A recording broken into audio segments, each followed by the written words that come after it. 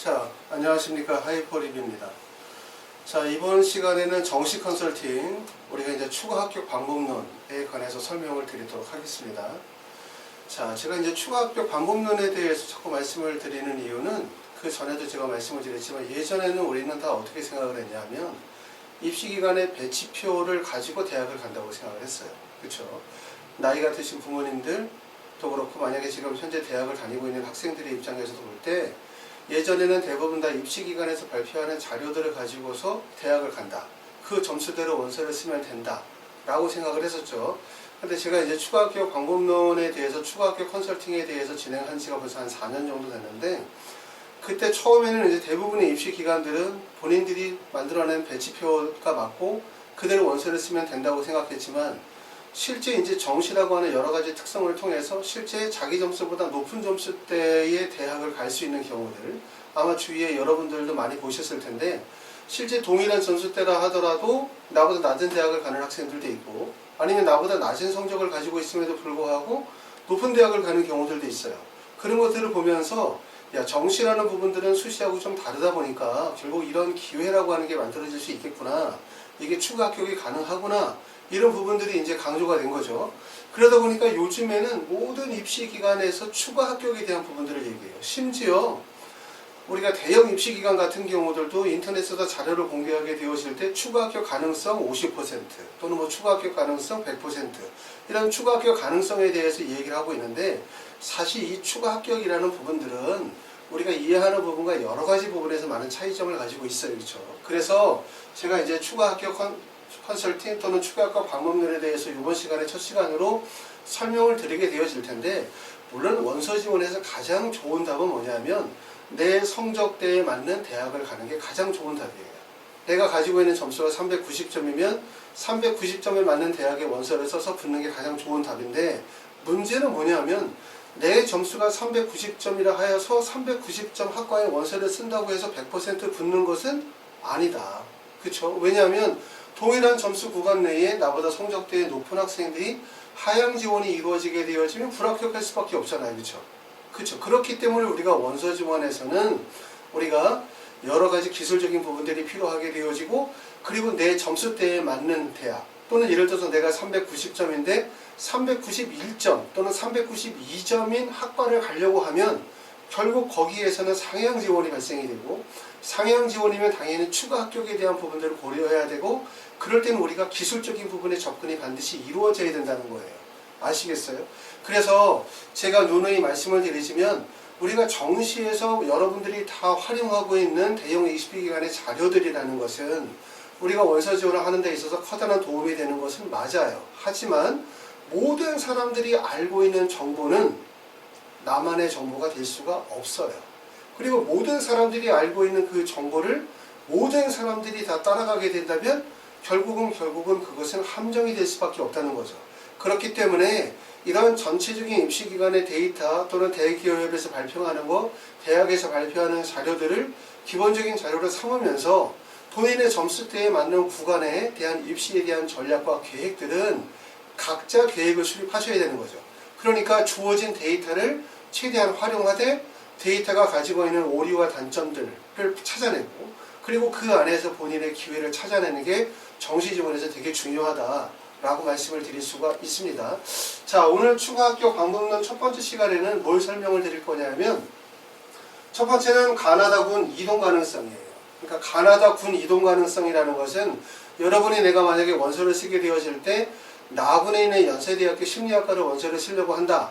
그럼 그걸 쓸 때 꼭 반드시 생각해야 되는 거는 내 점수로 연세대학교 심리학과를 갈 수 있나 이것도 중요하지만 더 중요한 거는 뭐냐면 가군의 연세대학교 심리학과를 쓰는 학생들이 가군으로 가면 어느 대학에 무슨 과를 원서를 쓸 거고 다군으로 가게 되면 어느 대학교 무슨 학과를 쓸 것인지에 대한 부분이 고려가 있어야 돼 반드시. 그렇죠? 그래서 전체적으로 학생들이 비슷한 점수대 학생들이 어떻게 군이동이 가능한지에 대한 고려가 있어야만 결국 입시 전략이 만들어진다. 그 부분에 대해서 말씀을 드리겠다는 뜻이고 두 번째는 충원 가능성이 높은 경우와 낮은 경우에 대한 거예요.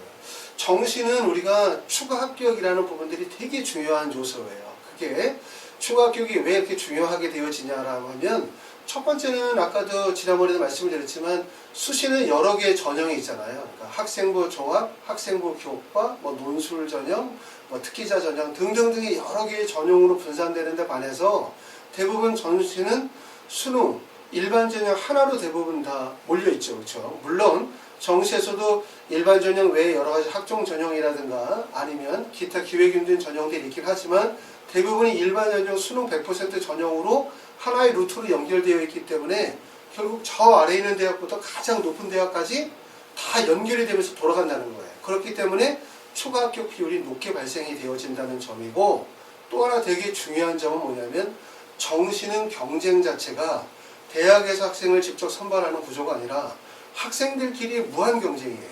그렇죠? 그렇기 때문에 결국은 정시라고 하는 거는 점수로 대학을 간다라고 이해하시면 안 돼요. 점수로 대학을 가는 게 아니라 결국은 순위 싸움이다. 이렇기 때문에 우리가 추가 합격 비율이 높은 경우와 추가 합격 비율이 낮은 경우가 어떤 의미를 갖는지에 대한 고려가 있어야 되겠죠. 대부분의 부모님들은 추가 비율이 높으면 내가 붙을 가능성이 높다고 생각해요. 그리고 대부분의 입시기관이나 뭐 대부분의 입시기관뿐만 아니라 입시설명회를 가시면 대부분 본인들에게 보여주는 거는 뭐냐면 어느 대학교를 갔더니 전년도에 추합률이 150%였는데 올해 250%로 추합률이 엄청 몰았다. 그렇기 때문에 여기는 기회구간이 될 수 있다. 이렇게 이야기하는 경우들이 많아요. 근데 사실은 그렇지 않다는 거예요. 그래서 추가 합격 비율이 높다는 경우와 낮다는 경우의 의미는 어떤 의미냐.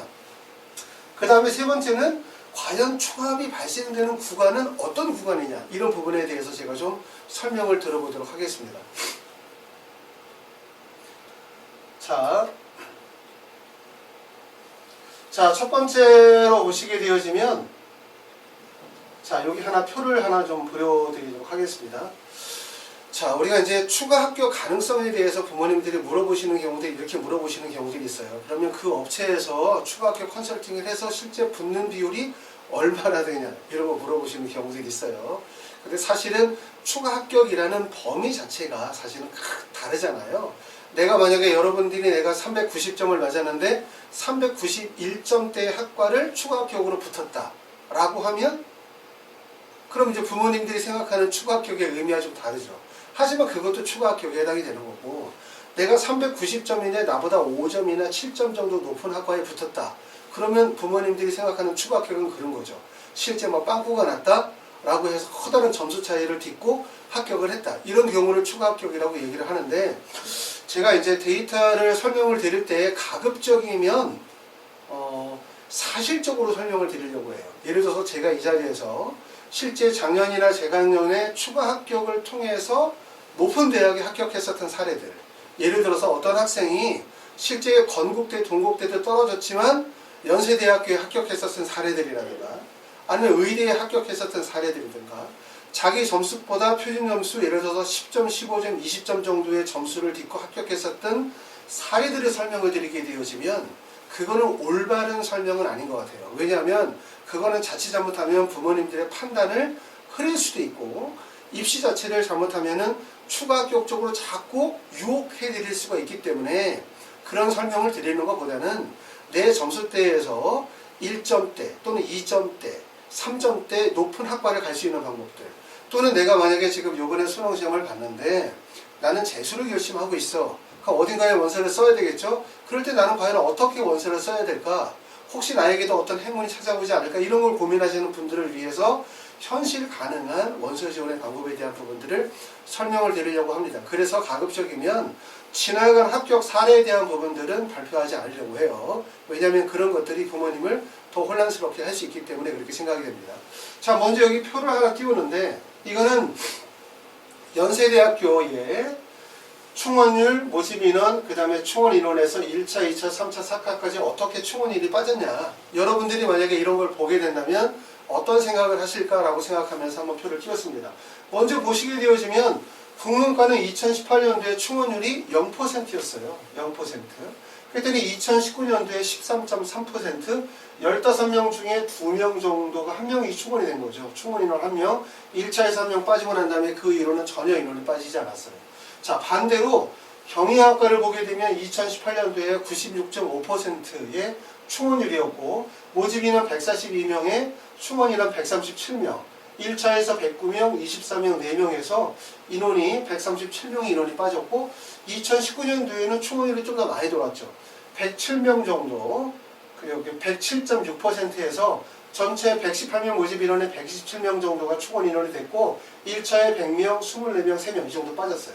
자, 여기서 보면은 화공생명 같은 경우에 보면은 보통 충원율이 높게 벌어지는 구간에 해당이 되는 거예요. 화공생명은 2018년도에는 139.5%, 2017년도에는 102.6%의 충원율이 벌어졌죠. 자, 그러면 여러분이 이 표를 보게 된다면 어떤 생각을 하실까? 그렇죠? 보니까 화공생명, 그 다음에 경영학과는 충원율이 많이 도는구나.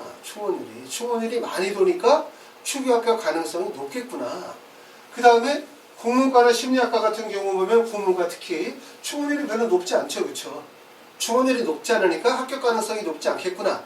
이렇게만 생각하실 수도 있고 물론 좀 더 깊이 생각하실 수 있는 분들도 계시지만 우리가 이제 요점을 보면서 이걸 생각해 보자는 거예요. 무슨 말이냐면 아니 왜 그러면 국문과는 충원율이 저거밖에 안 돌고 그 다음에 경영학과나 화공생명은 왜 충원율이 많이 돌까?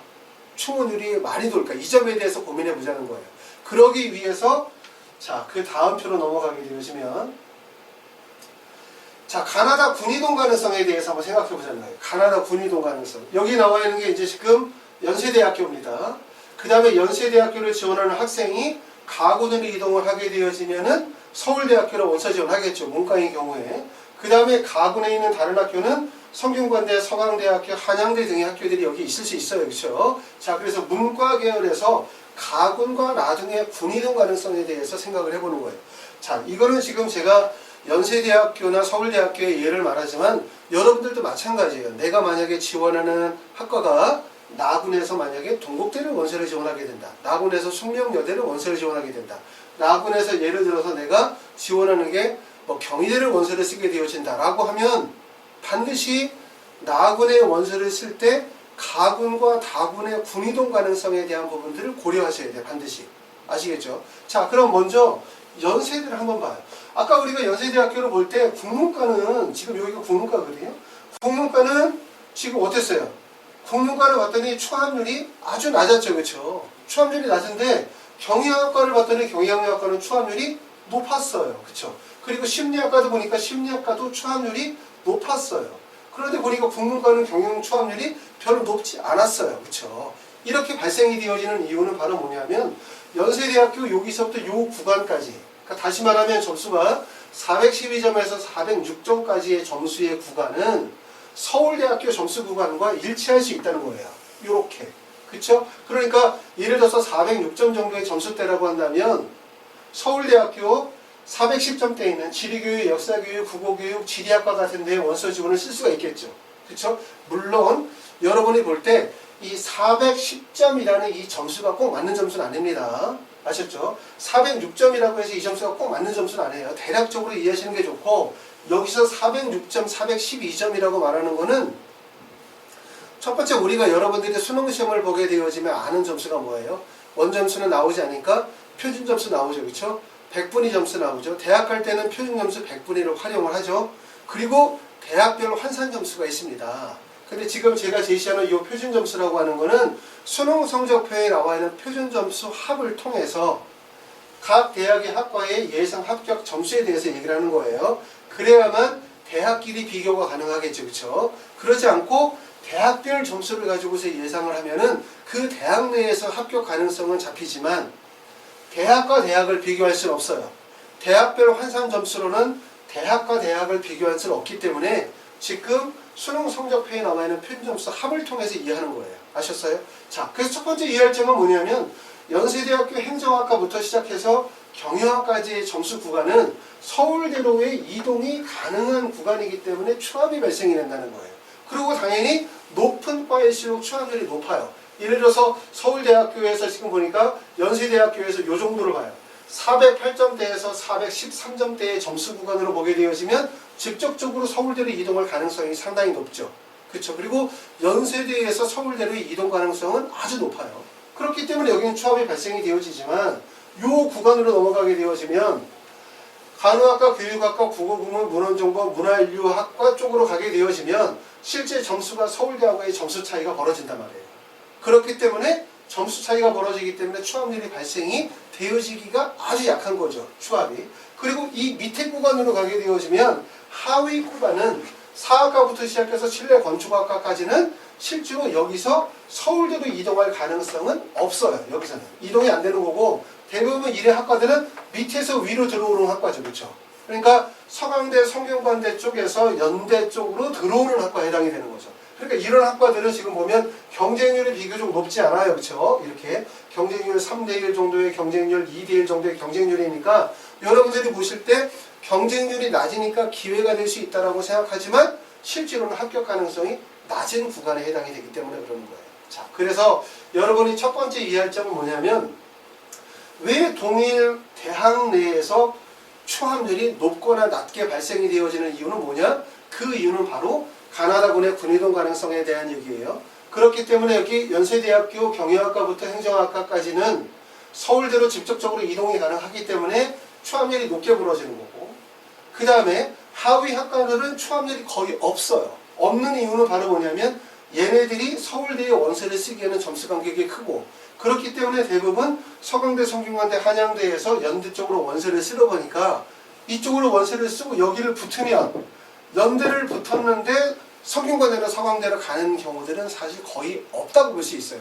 문과 쪽에서는 서강대나 성균관대가 연대보다 낫다는 의미를 얘기를 하려고 하는 게 아니라 문과 계열에서는 대부분 서강대, 성균관대를 붙는다 하더라도 연세대학교, 고려대학교 하위학과에 합격을 하면 대부분 가는 경우들이 일반적이에요. 그렇기 때문에 연대를 붙었는데 서강대, 성균관대로 넘어가면서 여기서 추합이 발생이 되어질 가능성이 아주 낮다는 거예요. 아시겠죠? 요 점에 대해서 이해하실 필요가 있다는 거고, 그러면 만약에 예를 들어서 하나를 얘기해봐요. 내 점수가 만약에 403점 정도의 점수를 맞았다. 403점. 그럼 403점을 맞으면 어디에 원서를 쓰면 좋아요? 그쵸? 지금 403점대를 보면은 요 점수대 402점대에서 403점대의 점수 구간 요리로 원서를 쓸 수 있겠죠. 물론 1위로 원서를 쓰는 것도 상당히 어려운 점이 있어요. 예를 들어서 404점대의 중어중문학과를 원서를 만약에 쓴다고 생각해봐요. 자, 404점대의 원서를 쓰는 학생들은 어떤 학생들이 쓰게 되어질까? 그러면 사실상 이 학과의 원서를 쓰는 학생들은 404점대 학생들 또는 403점대 학생들, 405점대 학생들이 원서를 쓰겠죠. 왜냐하면 이렇게밖에 원서를 못 쓰는 이유는 이 점수에 맞게 원서를 써야 돼. 반드시 이 학과는. 왜 그러냐면 추합 가능성이 없기 때문에 그냥 한 번에 붙어야 되는 거예요. 그렇기 때문에 점수를 보통 이렇게 낮은 점수에서 위로 원서를 쓰기보다는 배치표에 나와 있는 점수대 또는 위에서 아래로 낮춰서 원서를 써야 되는 구간으로 보여질 가능성이 되게 높은 거예요. 아셨어요? 그렇죠? 그러면 만약에 예를 들어서 내가 403점인데 내가 만약에 원서를 여기다 쓴다고 생각해봐요. 408점인데 학과에다 원서를 쓴다. 자, 그러면 408점인 학과에 원서를 쓰는 학생들은 어떤 학생들이 쓸까? 첫 번째는 408점인 학생들이 원서를 쓰겠죠. 당연히. 그 점수대 또는 이거보다 점수대가 좀 낮은 학생들, 높은 학생들 409점대에서 하향 안정 지원을 하는 학생들이 있겠죠. 그렇죠? 그리고 또 점수대가 어떤 학생들? 407점에서 상향을 쓰는 학생들이 있을 수도 있겠죠. 그런데 이렇게 연세대학교 정치외교학과가 408점이라고 하면 사실상 원서를 쓸 수 있는 학생들은 408점대 학생이나 409점대 학생들이 원서를 쓰게 될 거예요. 그렇죠? 407점대에서 원서를 쓰기가 되게 어렵거든요. 왜냐하면 아래에서 위로 썼다가 이렇게 상향 지원을 했어. 자, 아래에서 위로 상향 지원을 했어. 상향 지원을 했다가 만약에 떨어지면 어떻게 돼? 연세대학교 408점이 정치외교학과를 407점인데 썼다가 떨어지면 어디로 가? 그럼 어디로 가요? 서강대, 성균관대를 가는 거예요. 이런 위험을 무릅쓰고 상향 지원을 한다? 불가능한 거죠. 무슨 말인지 아세요? 그럼 여기서는 407점대 학생들은 쓰기가 어렵다는 거예요. 원서 지원이. 그럼 407점대는 어디를 원서 쓰냐? 밑에다 쓰겠죠. 406점대에 사회학과나 영어영문학과, 행정학과에 원서를 쓰겠죠. 그러면 반대로 얘기하면 이 408점과 409점대의 점수 학생들이 원서를 쓰면 여기를 쓰면 얘네들은 연세대학교 정치외교만 쓰냐? 그러지 않죠. 이 학생들이 연세대학교 정치학과를 쓰면서 또 어디를 쓰냐면 서울대학교를 원서를 쓸 거란 말이에요. 이렇게. 서울대학교 지리학과나 서울대학교 인문이나 국어국문이나 역사교육학과 같은 데에 원서를 쓰겠죠. 그럼 이 학생들이 만약에 서울대학교에 원서를 써서 서울대에 붙으면 어떻게 됩니까? 연세대 정치학과를 정말 좋아서 남는 학생들도 있지만 문과계열 같은 경우는 서울대로 이동할 가능성이 되게 높아지죠. 그럼 결국은 요 점수대의 학생들이 서울대로 다 이동하게 되는 거예요. 근데 나는 만약에 예를 들어서 403점대다? 그럼 어떻게 되는 거예요? 이 학생이 1등, 이 학생이 2등, 그리고 내가 그냥 3등이 되는 거예요. 3등이. 이 얘기를 말씀드리는 거예요. 무슨 말이냐면 정시는 점수 경쟁이 아니다. 순위 경쟁이라는 거예요. 순위 경쟁. 다시 말하면 뭐냐면 모집인은 29명을 뽑는 정치 외교학과에 마지막으로 그 29명의 인원 안에 포함이 되어지면 합격이 되는 거죠. 이해되시죠? 아셨어요? 그렇기 때문에 다시 말씀을 드리면 408점인 연세대학교 정치외교학과가 있다고 예를 들어요. 그럼 이 학과에 원서를 쓰는 학생은 409 높은 점수에서 하향 지원하겠죠. 408점 자기 점수 때 원서 쓰겠죠. 407점대 학생들이 상향 지원할 수 있겠죠. 맞죠? 하지만 다시 얘기하면 이 구간 내에서는 제 얘기를 잘 들어보세요. 그리고 연세대학교만 해당이 되는 것이 아니라 여러분이 지원하는 모든 대학에 다 마찬가지라고 생각하시면 돼요. 모든 대학은 이 점수의 구간 안으로 들어가면 이 구간 내에서는 상향이 불가능한 거예요. 왜 상향이 불가능하면 이 대학은 내가 붙어야 되는 학교이기 때문에, 그쵸? 내가 붙어야 되기 때문에 상향 지원이 불가능한 거기 때문에 407점인 때의 학생이 연세대학교 408점인 학과를 쓸 수 없어요. 그쵸? 왜냐하면 407점이면 여기를 써야지. 여기를 써서 붙어야죠. 왜? 여기 썼다 떨어지면 서강대 성균관대 가야 되는데 너 서강대 성균관대 경영학과 글로벌 경영 갈래? 아니면 연세대학교 행정학과 갈래? 이렇게 물어보면 물론 간다는 사람들도 있을 수 있어요. 하지만 제가 아는 범위 내에서 대부분의 사람들은 연세대학교를 가죠. 연세대학교 정치외교학과 갈래? 아니면 서울대학교 인문 갈래? 라고 얘기하면 대부분의 분들은 서울대 인문을 가죠. 그렇죠? 이게 일반적이라고 생각이 돼요.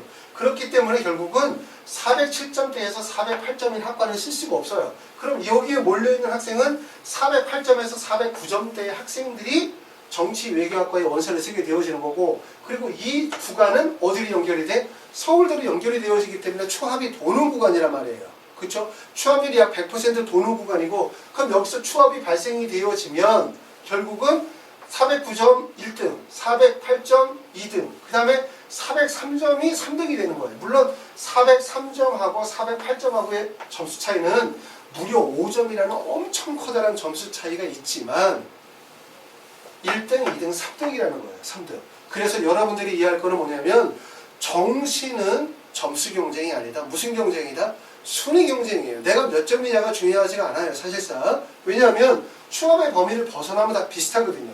내가 만약에 403점이라면 내가 쓸 수 있는 구간은 여기에요. 402점대를 시작해가지고 403점대에 요 구간을 쓸 수 있지만 403점인 학생이 404점인 학과를 원서를 쓰기가 불가능해요. 그렇죠? 그러면 405점을 쓸 수 있나? 당연히 못 쓰는 거예요. 만약에 403점인 학생이 403점인 학과를 원서를 썼었을 때 403점이 404점을 썼었을 때 붙은 확률하고 408점인 학과를 썼었을 때 붙은 확률을 따지면 어디가 더 높을까? 내 점수보다 1점 높은 학과를 원서를 쓰는 것과 내 점수보다 5점이 높은 학과를 썼었을 때 어디가 더 붙을 가능성이 높을까? 제 생각으로는 만약에 403점이라면 중호중문학과 사학과를 원서를 쓰는 확률보다는 위에 정치외교나 응용통계를 썼었을 때 붙을 확률이 더 높아요.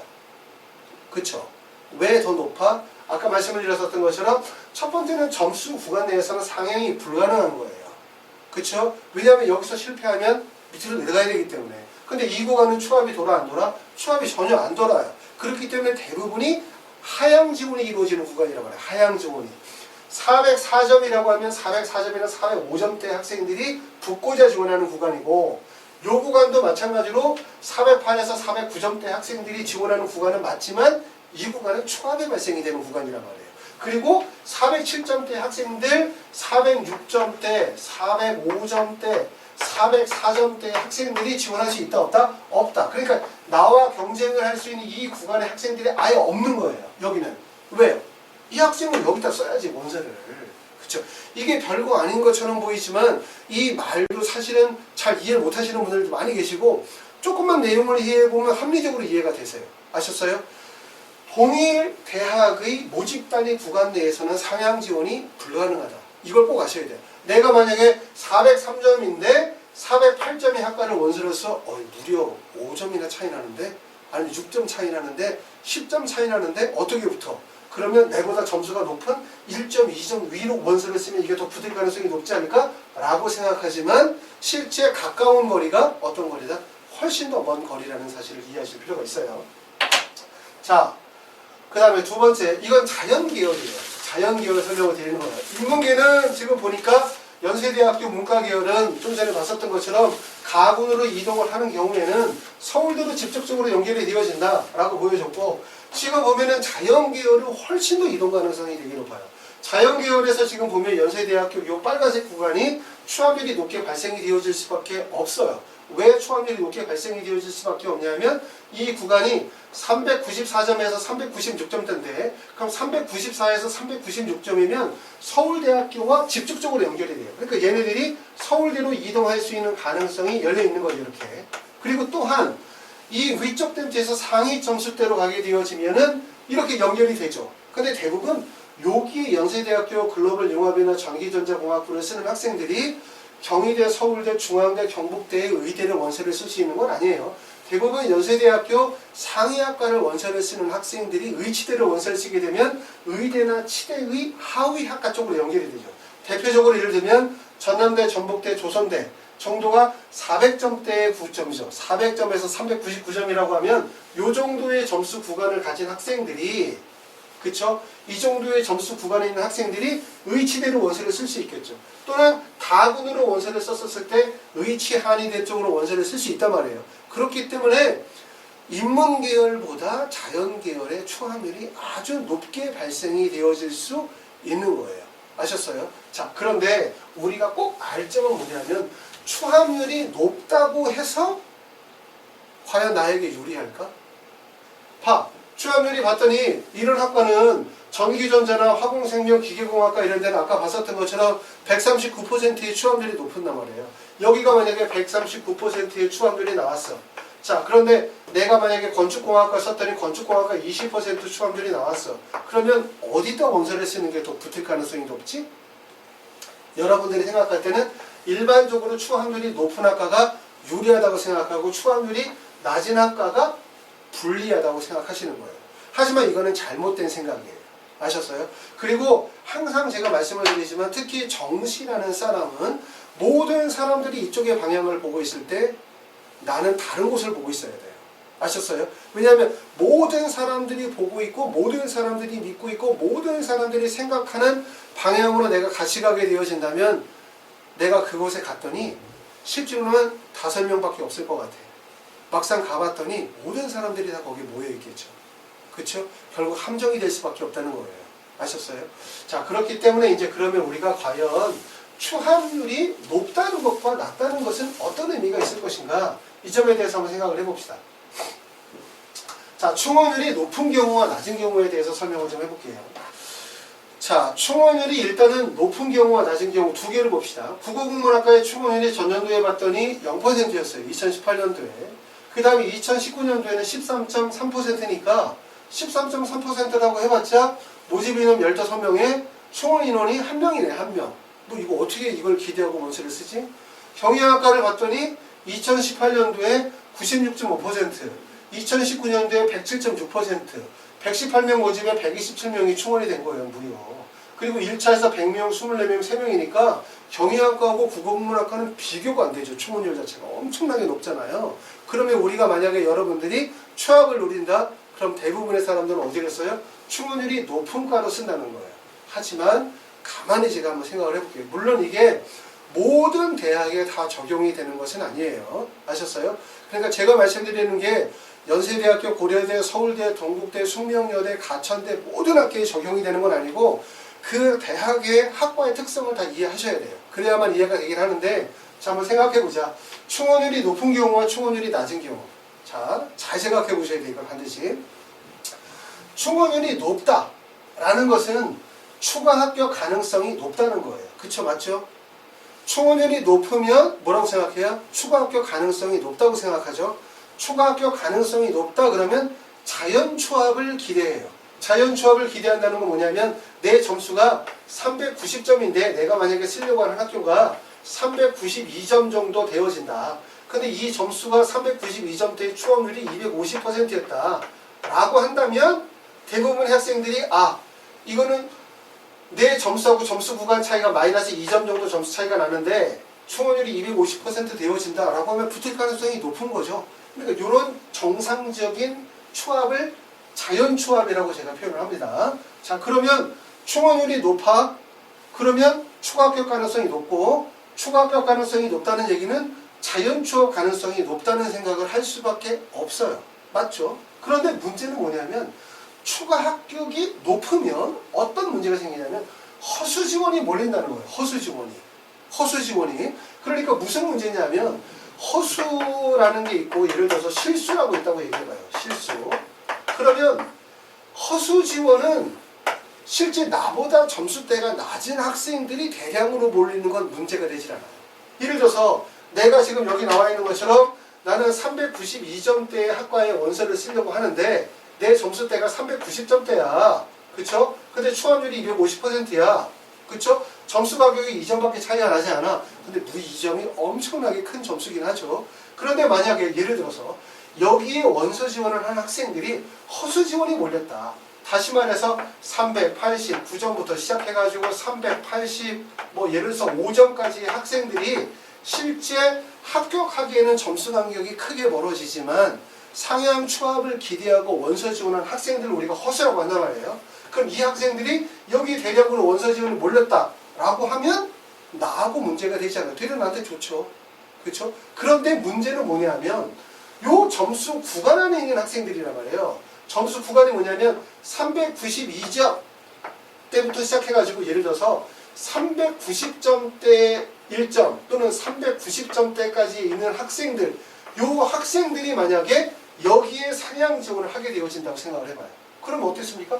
나보다 점수대가 높이 있는 점수대이지만 실제 배치표에 나와 있는 합격 점수는 아니고 이것도 마찬가지로 허수는 허수이긴 하지만 나보다 실질적으로 경쟁력이 높은 학생들이 원서 지원하게 되는 거죠. 그렇게 되어지면 결국 허수 지원이 몰리게 되어진다. 허수 지원이 몰리게 되어지면 결국은 내가 불합격 가능성이 되게 높아지는 거예요. 허수 지원이 몰리면 충원율이 낮아질 가능성이 높아요. 그러니까 충원율이 항상 일정하게 아까 봤던 것처럼 연세대학교 경영학과처럼 150%, 100%의 충원율이 매년 꾸준하게 유지가 되어지는 학과들이 있지만 충원율의 분포가 들쑥날쑥하는 학과들이 있죠. 높았다 낮았다 높았다 낮았다를. 그러니까 어떤 때는 충원율이 예를 들어서 70% 충원율이 나왔다가 어떤 때는 충원율이 20% 나왔다. 다시 85% 충원율이 높아졌다가 충원율이 25% 낮아졌다. 이런 구간들이 있다고 생각을 해봐요. 이건 왜 이런 현상들이 벌어지냐? 널뛰기가 벌어지는 이유는 자 봐요. 충원율이 높았던 이유는 충원율이 높으니까 어떻게 돼? 학생들이 추가 합격 가능성이 높다고 생각하죠. 추가 합격 가능성이 높다고 생각하니까 실제 392점의 점수대가 안 되는 학생들 391, 390점, 389점대 학생들이 원서 지원을 하게 되어지죠. 그럼 이 학생들은 상위 대학에 붙어요? 못 붙어요? 못 붙죠. 그러니까 못 붙으니까 결국은 충원율이 낮아지는 거예요. 아셨어요? 그리고 충원율이 낮아. 충원율이 만약에 낮다. 어떤 학과를 봤더니 충원율이 낮다는 얘기는 추가 합격 가능성이 낮다는 거예요. 추가 합격 가능성이 낮으면 결국은 허수들의 지원 가능성이 낮아지는 거예요. 허수들이 낮아지고 그럼 이런 구간에는 어떤 학생들이 지원하냐? 실제 392점대라고 하면은 392점에서 391점 또는 어떤 학생들은 393점에서 안정 지원을 하겠죠. 요 점수대의 학생들이 원서 지원을 한다는 얘기예요. 그럼 이 학생들은 어떻게 해요? 상위 대학에 합격할 가능성이 높아지겠죠. 그럼 이 학생들이 합격을 하게 되어지면 추함률이 다시 높아지는 거예요. 현상이. 이해되세요? 그렇기 때문에 충원율이 높다는 것은 추가 합격 가능성이 높구나. 자연 추합이 되는구나. 내 점수대에서 쓰면 붙을 수 있구나. 라는 생각을 하시게 되고 그러게 되면 허수 지원이 몰려요. 점수대에서 실제 내 점수대 합격 가능 점수대에서 1점, 2점, 3점이 낮은 학생들이 몰리게 되고 그러게 되면 결국은 다시 충원율이 낮아질 가능성이 높아져요. 그리고 충원율이 높다는 것은 합격자 간의 점수 편차가 작다는 걸 의미하는 거예요. 이해되세요? 점수 편차가 예를 들어서 내가 원서를 쓰는데 내가 원서를 쓰는 학과가 390점이야. 예를 들어서 390점인데 만약에 충원율이 250% 이렇게 나왔어요. 그러면 390점대에서 충원율이 250%가 나왔다는 얘기는 389점대의 학생이 붙을 수 있는 가능성이 없는 거예요. 간단히 말하면. 그러면 내가 이 점수대에서 389점 좀 넘어가고 이렇게 봅시다. 390점이니까 385점을 맞은 학생이 합격할 가능성이 없다고 보시면 되는 거예요. 마이너스 5점 정도 차이는 안 된다는 거죠. 왜냐하면 이렇게 충원율이 높다라고 하는 거는 무슨 얘기를 보냐면 점수가 학생들이 대부분 이렇게 상위 구간에 몰려있다고 보시면 돼요. 이렇게 상위 구간에 390점, 389점 이러면 대부분 학생들이 점수가 몰려있는 구간이 이 정도 389점에서 390점대 학생들이 대부분 다 몰려있고 그렇기 때문에 이 안에서 추합이 대부분 다 발생이 되어지고 그리고 밑으로 떨어지게 되어지면 추합 가능성이 낮아지는 거예요. 이해되세요? 왜냐하면 추합률이 높다는 것은 어떤 의미냐면 지원은 학생들이 상위 대학에 붙었다는 거잖아요. 그렇죠? 390점이라고 나와 있는 나군의 학과를 지원한 학생이 가군에 붙었다는 얘기잖아요. 가군에 붙었다는 얘기니까 얘네들이 390점 또는 뭐 391점대의 학과를 썼겠죠. 나군에. 연쇄적으로 이동해서 붙었다는 얘기고 붙었다는 얘기니까 결국은 이 구간 내에서 점수 경쟁력이 있는 학생들만 없어졌겠죠. 그러니까 결국은 어떻게 되어지냐면 추합률이 높다라고 하는 것은 무슨 의미냐면 학생들 간의 점수 편차가 작다는 거예요. 마치 제자리에서 줄넘기를 돌리는 거하고 똑같다 이거예요. 그러니까 점수 구간이 이 정도에서 돌지 밑에까지 떨어지지 않아요. 하지만 추합률이 낮다는 것의 의미를 생각을 해봐요. 자, 내가 만약에 지원할 학과가 380점인데 학과를 지원했어. 근데 여기에 봤더니 추합률이 15%였어. 자, 그러면 이 학과에 원서를 쓰는 학생들은 첫 번째는 어떤 학생들이 원서를 쓰냐면 여기에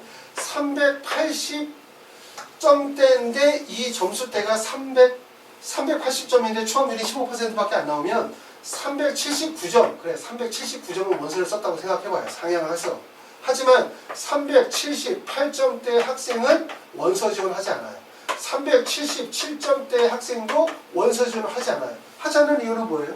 추합 가능성이 있어야 할지. 그치? 추합 가능성이 없는데 여기다 원서 지원을 할 이유가 없잖아요. 그렇죠? 우리가 볼 때는 추합 가능성이 없으니까 안 하는 거잖아요.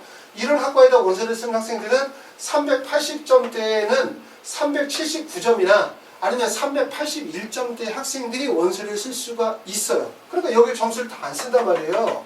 근데 내가 만약에 점수가 나는 370점대 학생이야. 내가 원서를 썼어. 그러면 어떻게 되어지냐면 여기서 추합률이 15%였는데 추합률이 높아질 수 있어요.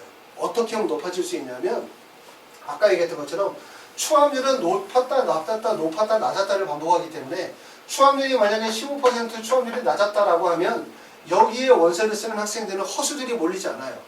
그러니까 실제 합격 점수와 거리가 있는 학생들은 원서를 안 쓰죠. 그럼 대부분 추합률이 낮은 과에 원서를 쓰는 학생들은 380점대, 379점대 또는 381점대의 학생들이 원서를 쓰겠죠. 이렇게 원서를. 그럼 얘네들이 어떻게 되냐? 얘네들이 나군이면 나군만 원서 쓰는 사람 아무도 없잖아요. 가군과 다군에 좀 더 상위 대학을 썼을 거 아니에요. 그럼 이 학생들이 붙어요. 다른 대학을. 붙게 되어지면 결국은 추합률이 높아지는 거예요. 그럼 추합률이 85%가 되는 거예요. 알았어요? 그럼 얘네들이 추합으로 빠져나간다고 생각을 해보면 결국은 이 중간의 점수대는 없는 거예요. 여기는. 중간 점수대는 없고 그러면 예를 들어서 붙은 학생이 1등, 2등이고 그리고 370점이 3등이 되는 거죠. 그렇죠? 그렇기 때문에 결국은 충원율이 낮다는 것은 마지막 합격자의 점수의 간격이 크다는 걸 의미하는 거예요.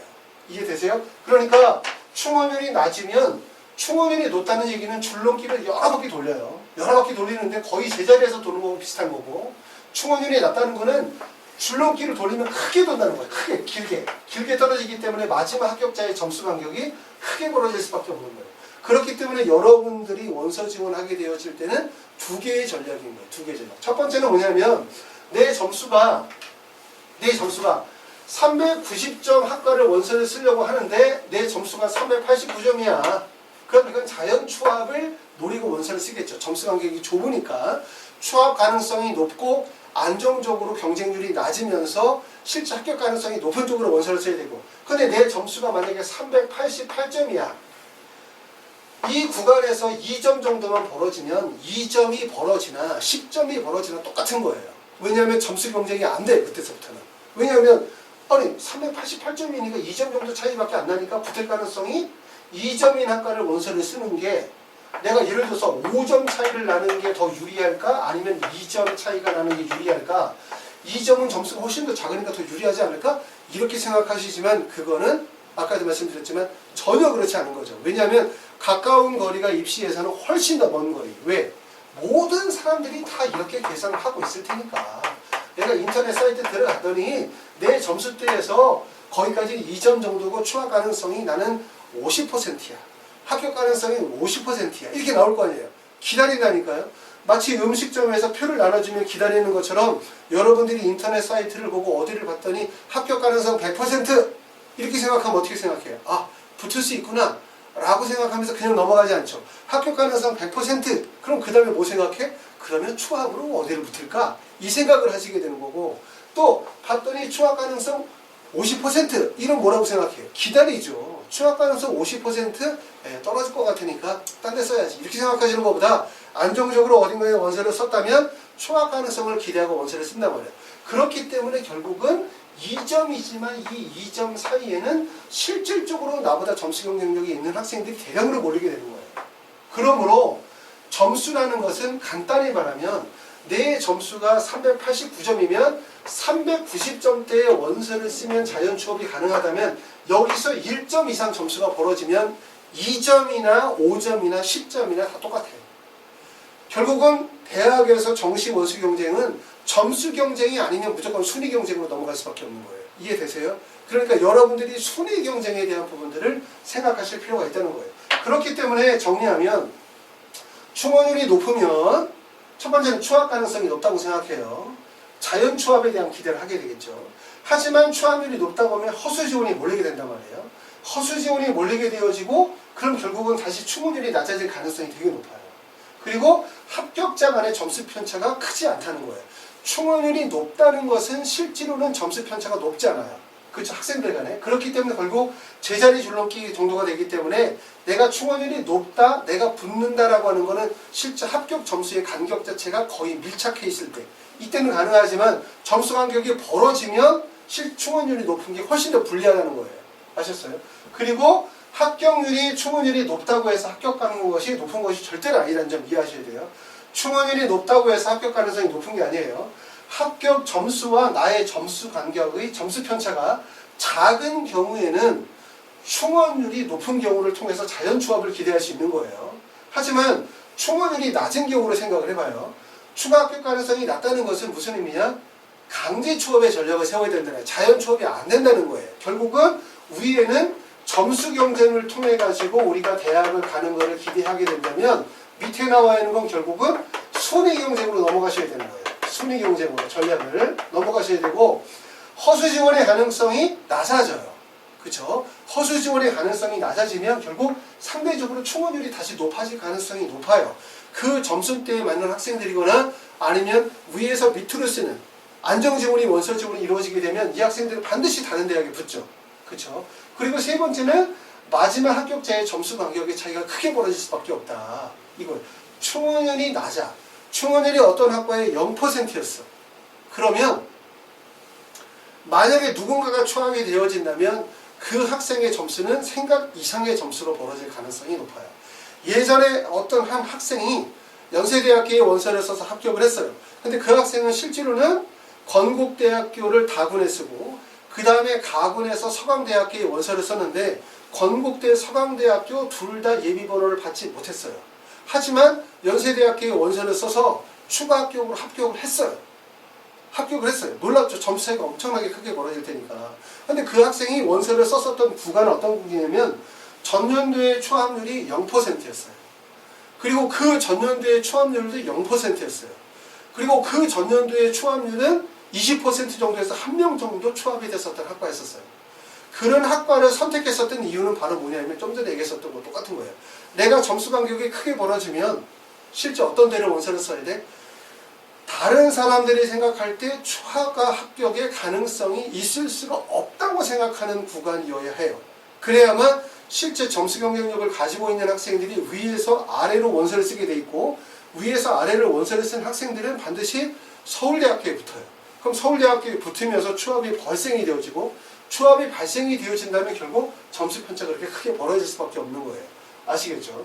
자, 그리고 마지막 합격자의 점수 간격이 크다는 얘기고요. 그러므로 합격 점수와 나의 점수의 간격이 만약에 크다 라고 할 때 도전적인 상향 지원을 하게 되어질 때의 지원 전략은 충원율이 낮은 경우에 원서를 쓰셔야 되는 거고 추합 가능성이 꼭 판단하셔야 될 건 뭐냐면 대신 이 추합의 가능성이 죽은 경우냐 살아있는 경우냐를 생각을 하셔야 돼요. 그러니까 추합률이 0%라 하더라도 그 0%의 추합 구간이 죽어있는 구간, 그러니까 영원히 추합이 발생이 되어지지 않아 이런 구간이 있고 그 다음에 일시적으로는 죽어 있지만 만약에 거기에 상향, 하향 안정지원의 추세가 이루어진다면 추합이 발생이 될 수 있는 구간인지 상향 안정지원이 이루어지면 추합이 발생이 되어질 수 있는 구간인지를 생각하셔야 돼요. 죽은 구간인지 살아있는 구간인지를 판단하셔서 원서를 쓰셔야 된다는 거예요. 자, 그래서 이렇게 충원율이 높은 경우와 낮은 경우에 대한 부분들을 깊이 생각하셔야 돼요. 아셨어요? 자, 우리가 원서 지원을 하게 되었을 때 지금 보면 여러 입시 기관들에서 정시 컨설팅이나 정시에 대한 입시 설명회를 해요. 근데 하는 내용들이 대부분 보면 뭐 표준 점수 계산하는 방법, 그 다음에 어떻게 대학 구간을 이해하게 되어질지, 내 점수대에서 어떻게 원서를 써야 되는지 대부분 일반적인 계산들을 얘기를 하잖아요. 근데 사실 그거는 할 필요가 없다고 생각해요. 요즘에는 본인의 수능 성적표를 딱 받고 그리고 인터넷에 몇 번만 쳐보면 내 점수대에서 어느 정도 대학을 갈 수 있는지는 대부분 다 알아요.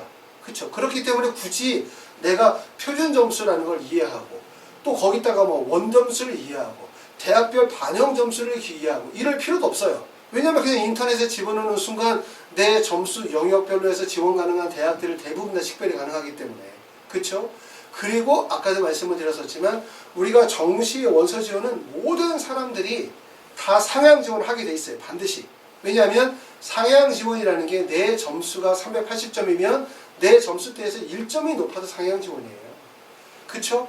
모든 사람이 가나다군을 원서를 쓸 때 다 안정 지원을 하는 사람이 없죠. 내 점수대로 보니까 가천대학교 갈 수 있다고 해. 그런데 일부러 점수를 다 낮춰가지고 경기대학교에다 원서를 쓰는 사람은 있을까? 없을 것 같아요. 가천대의 원서를 어딘가에 안정적으로 붙이면 대부분 다 가천대보다 좀 더 나은 대학을 가려고 하겠죠. 그쵸? 대부분 그러잖아요. 그렇기 때문에 정시 지원은 상향 지원을 반드시 하게 되어져 있다는 얘기고 그리고 제가 말씀을 드리는 얘기는 우리가 안정과 적정 지원에 대한 컨설팅이거나 그러한 전략이라면 굳이 비싼 돈 들일 필요 없고 굳이 많은 시간 들일 필요 없고 인터넷에서 대충 자료를 찾아보면 내 점수대에서 갈 수 있는 대학에 대한 부분들이 다 판단이 돼요. 하지만 여러분이 만약에 내가 상향에 대한 계획을 세우게 되어진다면 그때는 전략이 달라지는 거예요. 일반적인 입시의 전략으로는 통하지 않아요.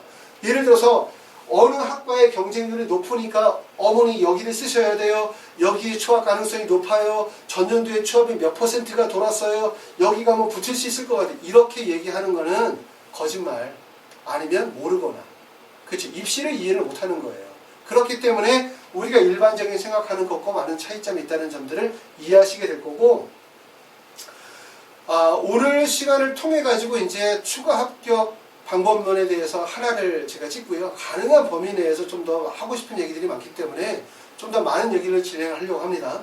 다음 시간에는 또 이번 시간에 하지 못했었던 이야기를 좀 더 자세히 설명해 보도록 할게요. 자, 그 다음에 이제 세 번째로 우리가 이해할 건 그럼 과연 추가 합격이 발생되는 구간이 어디냐 이 구간이에요. 모든 사람들은 추가 합격이 발생이 되어지는 구간을 대부분 다 이렇게 보면은 상위 구간으로 대부분 다 잘라요. 왜? 실제 이 구간으로 가야 추압률이 높게 벌어지니까. 그러니까 모든 사람들이 추압을 한다? 그럼 어디다 원소를 써? 상위 쪽에도 원소를 써요. 상위 쪽에다.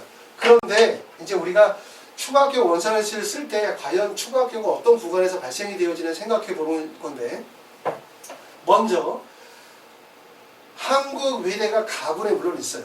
한국 외대의 나군은 가군으로 이동을 하게 되어지면 경희대학교, 그 다음에 시립대학교, 한국외대 또는 뭐 건국대학교와 연결이 돼요. 자, 우리가 만약에 가군에 있는 경희대와 연결이 되어진다고 생각을 해봐요. 자, 경희대는 지금 보면 자, 여기 노란색으로 칠해져 있는 부분과 하얀색으로 칠해져 있는 두 개의 구간으로 나뉘어요. 경희대학교는 사실은 그렇게 추압을 치기에는 좋은 학교는 못 돼요. 왜냐하면 경희대학교가 이렇게 두 개의 구간으로 나와 있는 건 여러분이 보시는 것처럼 경희대학교에서 첫 번째 사회계열은 대부분 국어 반영 비율이 낮아요. 사회계열은. 그러니까 국어가 25%. 그쵸? 대신 사회계열은 수학의 반영 비율이 높아요. 그 다음에 인문계열은 지금 보시는 것처럼 국어의 반영 비율이 35%이기 때문에 결국 경희대학교가 큰 학교임에도 불구하고 경희대학교의 구간 자체가 짧아지는 거예요. 이렇게 구간이.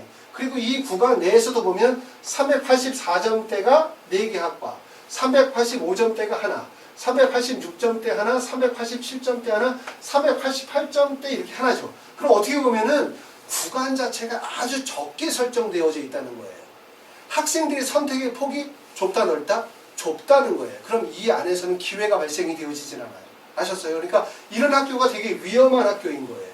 왜냐하면 지금 보시는 것처럼 많은 모집 인원을 가지고 있지만 국어와 수학의 반영 비율로 해서 두 개의 구간으로 다시 나눠지게 되고, 그리고 이 구간 내에서도 점수대를 보면 384, 385, 386, 385, 388이니까 결국은 388점을 맞은 학생이 지원할 수 있는 학과는 두 개밖에 없어요. 선택의 범위가 좁다는 거예요. 그렇기 때문에 여기는 좋지 않고, 한국 외대를 한번 생각해 봐요. 한국 외대는 위에 나와 있는 학과부터 시작해서 제일 밑에 있는 네덜란드 학과까지 학과가 다 반영 비율이 동일해요. 그렇죠? 그리고 이 분포가 크죠. 모집 단위의 분포가. 그리고 이 안에서 보면 382점, 383점대의 학과가 여기에 해당이 돼요. 그렇죠? 그 다음에 385점대가 또 이렇게 있어요. 385. 그 다음에 387점대가 또 이렇게 있어요. 그러니까 점수의 구간폭이 길게 떨어져 있는 거예요. 특히 더군다나 382에서 380점대의 하위 구간은 선택의 폭이 되게 넓기 때문에 이 구간 안에서 기회가 발생이 되어질 수 있다는 걸 얘기를 하는 거예요. 다시 말하면 뭐냐면 우리가 추가 합격을 노릴 때 꼭 생각해야 되는 건 모집 단위의 분포가 넓어야 돼요. 모집 단위의 분포가 넓어야 선택의 폭이 넓어지고, 선택의 폭이 넓어지게 되어지면 결국은 학생들이 그 대학과 학과를 선택하는 과정에서 결국은 점수대가 흩어질 가능성이 되게 높아지는 거죠. 그러지 이렇게 지금 경희대처럼 점수의 분포대가 되게 잦아지게 되어지면 그러면 결국은 이 안에서 점수의 기회가 발생이 되어지기는 상당히 어려워요. 그렇기 때문에 이런 것들을 우리가 여러분이 고려하실 필요가 있는 거고, 그리고 우리가 이제 추압이 발생이 되어진다라고 하면 추압이 발생이 되어질 수 있는 거는 세 개의 구간으로 가요. 모든 대학의 모집 단위 안에는 세 개의 구간이 있어요. 하나, 두 개, 그 다음에 이렇게 세 개라고 합시다. 세 개. 세 개의 구간이면 여기가 상중하가 있으면 위에 있는 그 한국 외대의 지금 랭귀지부터 시작해서 경제학과를 상위 구간으로 우리가 만약에 본다면 이 구간은 어떤 구간이냐면 다른 대학으로 넘어가는 구간이에요. 그쵸? 얘네들이 만약에 점수대가 가군으로 이동을 하게 되어지면 가군으로 이동을 하게 되면 서강대로 이동을 하거나 서강대로 가거나 아니면 한양대로 가거나 뭐 중앙대로 가거나 아니면 성균관대로 가거나 뭐 이런 대학으로 가겠죠. 또는 이화여대로 가거나 이런 데를 이동을 할 수 있는 거죠. 이렇게. 그렇기 때문에 이 구간은 다른 대학으로 이동을 할 수 있는 구간에 해당되는 거고, 그리고 이 나구간은 중간 구간은 좌우로밖에 이동을 못해요. 좌우로 가니까 얘네들이 가군으로 이동을 하게 되어지면 어디로 가냐면 경희대로 가거나 아니면 서울시립대로 이동을 하게 돼요. 서울시립대 이렇게 이동을 하는 거고, 그 다음에 이 밑에 있는 구간은 아래에서 위로 올라오는 구간이죠. 상향을 치는 구간이란 말이에요. 상향을 치니까 여기서 들어오는 학생들은 건국대에서 원세를 쓰거나 예를 들어서 동국대에서 원세를 쓰는 거죠. 맞죠? 그러니까 아시는 것처럼 건국대, 동국대에서 원서를 쓴 학생이 한국 외대의 이 하위학과에 합격을 하게 되어지면 어떻게 해요? 건국대, 동국대로 갑니까? 대부분 한국 외대에 붙죠. 그러니까 여기는 추가 확률이 높아요, 낮아요? 이거는 추가 확률이 낮을 수밖에 없어요, 당연히. 그러니까 여기는 추합을 기대하고 원서를 쓸 수가 없다는 거예요. 이해되시죠? 추합을 기대하고. 두 번째, 상위 구간이 여기 가군의 가장 높은 학과는 한국 외대의 가장 상위 학과는 가군으로 서강대, 성균관대 등 이화여대는 이동 가능성이 높아요. 여기는 당연히 어떤 가능성이 높냐면 추합 가능성이 높아요. 근데 추합 가능성이 높다는 거는 아까 얘기했던 것처럼 이게 허수 지원이 몰릴 가능성이 되게 높다는 거예요. 그러니까 내가 만약에 385점인데의 학과를 원서를 쓰게 되었을 때 내 점수대가 만약에 384점인 상태, 383점에서 원서를 쓴다? 그럼 붙을 가능성이 사실 좀 어렵다는 거예요. 왜 그러냐면 이렇게 385점대고 추합 가능성이 높지만 추합 가능성이 높기 때문에 다른 학생들도 다 어떻게 몰린다는 거예요. 추합의 기회를 바라보고. 그렇기 때문에 가장 기회가 되는 구간들은 다른 사람들이 잘 생각하지 않는 구간이 되게 중요해요. 그 구간은 바로 뭐냐면 좌우로의 군이동의 가능성이 되게 높아요. 좌우 이동 가능성. 좌우 이동 가능성이 이런 구간이 실제로는 추가 합격에서 되게 중요한 구간이다. 이렇게 본다는 거예요.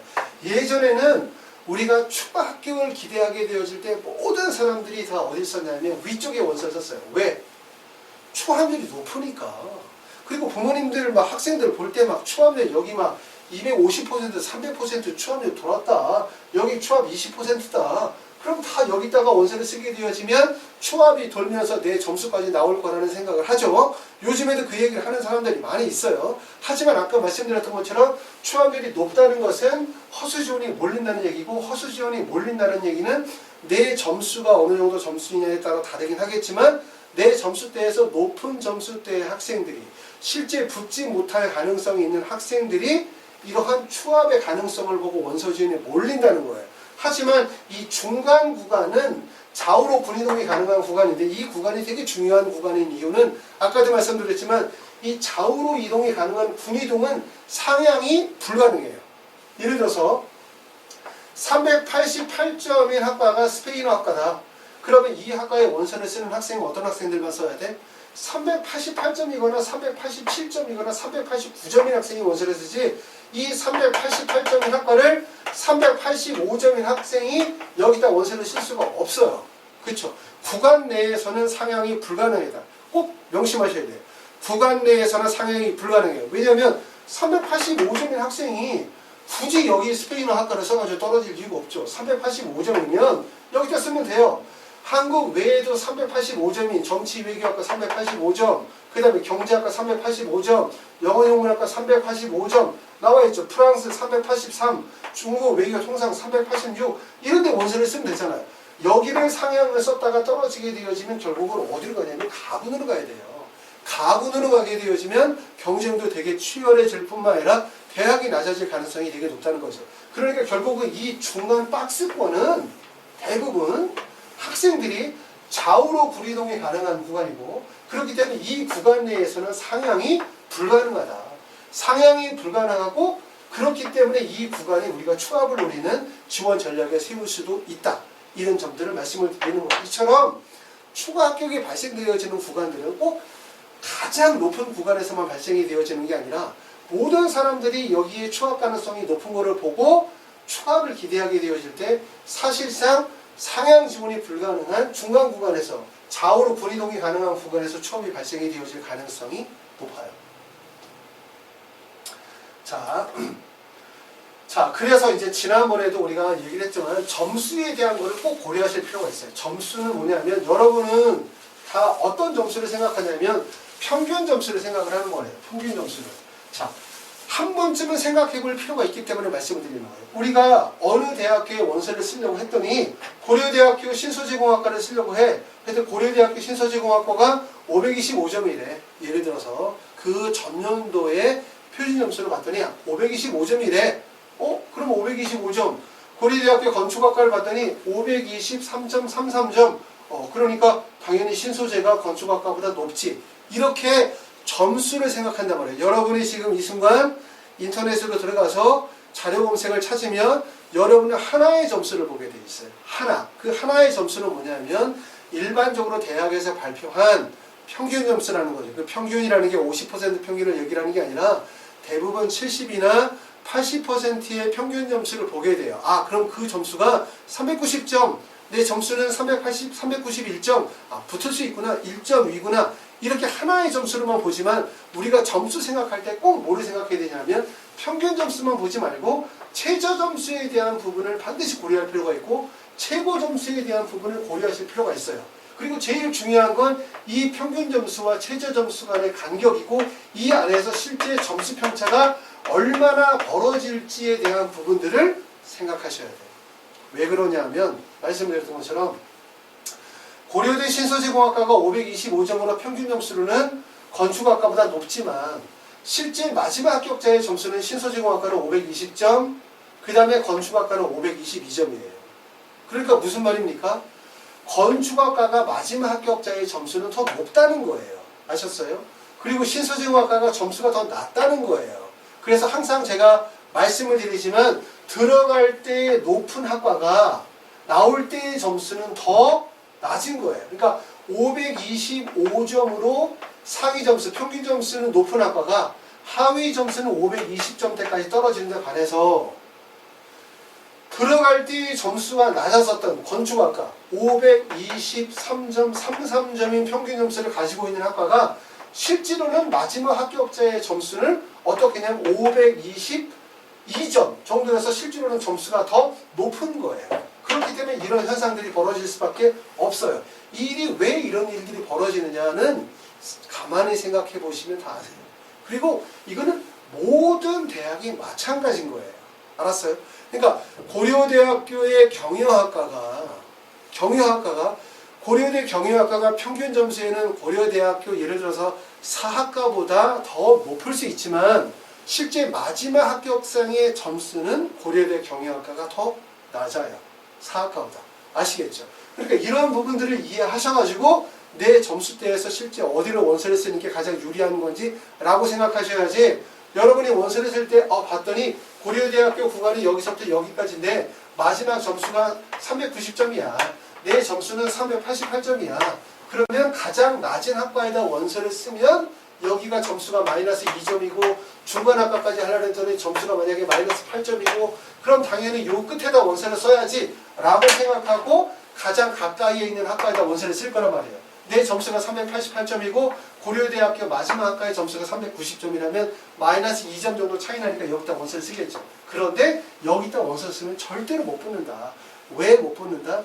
첫 번째, 나보다 점수대가 더 높은 388점, 389점대 학생들이 여기서 다 줄을 쓴단 말이에요. 아셨어요? 첫 번째는 이거고, 두 번째는 이 마지막 구간은 추합률이 없어요. 그러니까 추합 가능성도 없어요.